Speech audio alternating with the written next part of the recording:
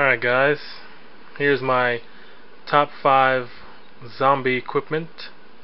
I just saw Cutlery Lover's post and I figured I'd just jump on and post my top 5. I don't want to keep talking too long. I don't want this to be too much of a drawn out video, so here we go. Number 1, my Cold Steel Trailhawk, lightly modified, and I guess, having an axe or a kind of hatchet, I can be able to dispatch zombies and make fire at the same time. I got the edge here, I got the blunt tip here, got a long reach on here, and I have some paracord on here as well that can be unraveled, gives good grip too.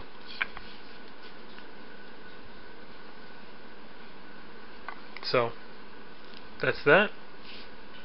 Then I have my modded K-Bar Heavy Bowie 9-inch.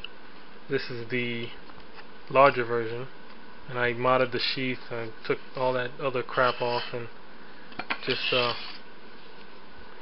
sent it out to get bead blasted and stuff. I've been using it a lot, as you can see, and it's felled quite a few trees, about I'd say 6 or 7 full-grown trees by now, and people are still amazed when I tell them that I chop down trees with this knife. But such is the world of blades. So next, of course, you always need fire. My fan is on, it's going, making the flame go crazy right now. But just a simple Bic, lighter. Any lighter will do, that's all you have. Zippo, fire, windproof, waterproof matches, flint, ferrocerium rods and stuff like that will do the trick. So, fire, always. You can always burn them too. Next up, we have my Leatherman Kick. I had to read it. I'm sorry, I haven't had to say that in a while. It's my Leatherman Kick, and it's just simple. It has regular tools. Gonna get it open here, but basically, if you have to splice any wires, do any kind of small maintenance, if you're in an urban setting, you're gonna have a lot of buildings and places that you might need to have lighting. You want to splice some wires. Some of you guys know how to hot wire a car, a motorcycle or something like that. Get into buildings, get through locked doors, stuff like that. Open things that you need opened, and something like this will definitely work. I don't, this is not the best multi-tool, but it will. If you have to, you can get the job done with this.